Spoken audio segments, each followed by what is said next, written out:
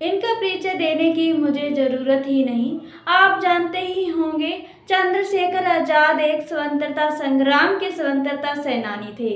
वे शहीद राम प्रसाद बिस्मिल और भगत सिंह सरीखे क्रांतिकारियों के साथियों में से थे। आज उनका पुण्यतिथि पर श्रद्धांजलि। प्रणाम हिंदुस्तान, मैं पूनम, इंडिया टाइम से। चंद्रशेखर आज़ाद का जन्म भावरा गांव चंद्रशेखर आज़ाद नगर में एक ब्राह्मण परिवार में 23 जुलाई सन 1906 को हुआ था। उनके पूर्वज ग्राम बदरका वर्तमान उन्नाव जिला से थे। आज़ाद के पिता पंडित सीताराम तिवारी अकाल के समय अपने पैतृक निवास बदरका को छोड़कर पिछले कुछ दिनों मध्य प्रदेश अलीराजपुर सिरासत में नौकरी करते रहे, फिर जाकर भावरा गांव में बस गए। यही बालक चंद्रशेखर का बचपन बीता। उनकी मां का नाम जगरानी देवी था। आज़ाद का प्रारंभिक जीवन आदिवासी बाहुल्य क्षेत्र में स्थित भावरा गांव में बीता। अतः बचपन में आज़ाद ने भील बालकों के साथ खूब धनुष बाण चलाए।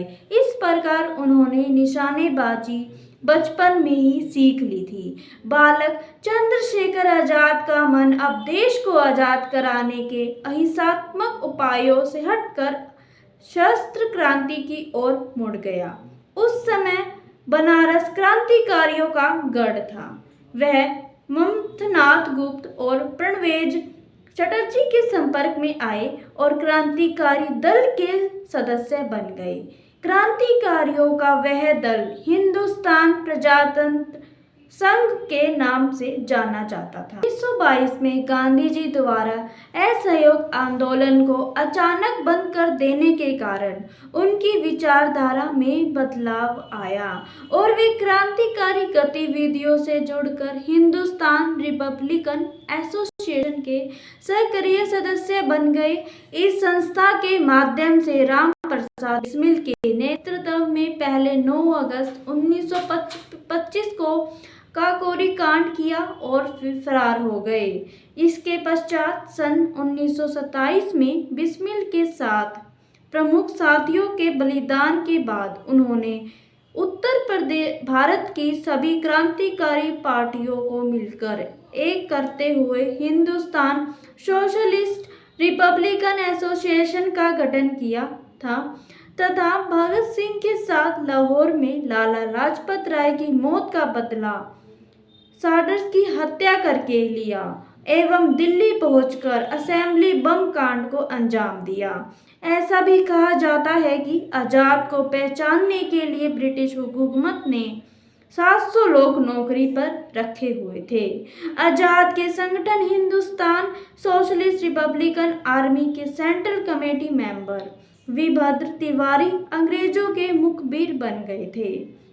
संगठन के क्रांतिकारी रमेश चंद्र गुप्ता ने उरई जाकर तिवारी पर भी गोली चलाई थी, लेकिन गोली मिस होने से वीरभद्र तिवारी बच गए और गुप्ता की गिरफ्तारी हुई और फिर 10 साल की सजा। बात करें उनके बलिदानों की तो जवाहरलाल नेहरू की पत्नी कमला नेहरू को मिली थी, तो उन्होंने तमाम अंग्रेजी नेताओं व अन्य देशभक्तों को इनकी सूचना दी। बाद में शाम के वक्त लोगों का हुजूम पुरुषोत्तम दास टंडन के नेतृत्व में प्रयागराज के रसूलाबाद शमशान घाट पर कमला नेहरू को साथ लेकर पहुंचा। अगले दिन आज़ाद की अस्थियां चुनकर युवकों का एक जुलूस निकाला गया। इस जुलूस में इतनी ज़्यादा भीड़ थी कि प्रयागराज की मुख्य सड़कों पर जाम लग गया। ऐसा लग रहा था जैसे प्रयागराज की जनता के रूप में सारा हिंदुस्तान अपने सपूत को अंतिम विदाई देने उमड़ पड़ा हो। जुलूस के बाद सभा हुई। सभा को चशीन्द्रनाथ सान्याल की पत्नी प्रतिभा सान्याल ने संबोधित करते हुए कहा कि जैसे बंगाल में खुदीराम बोस की बलिदान के बाद उनकी राख को लोगों ने घर में रखकर सम्मानित किया, वैसे ही आज़ाद को भी सम्मान मिलेगा।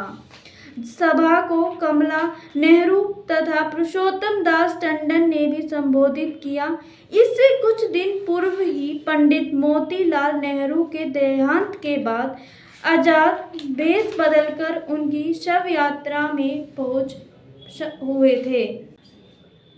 एक बार फिर चंद्रशेखर आजाद को उनके पुण्यतिथि पर श्रद्धांजलि। ऐसे ही खबरों के लिए बने रहिए इंडिया टाइम्स पर। धन्यवाद।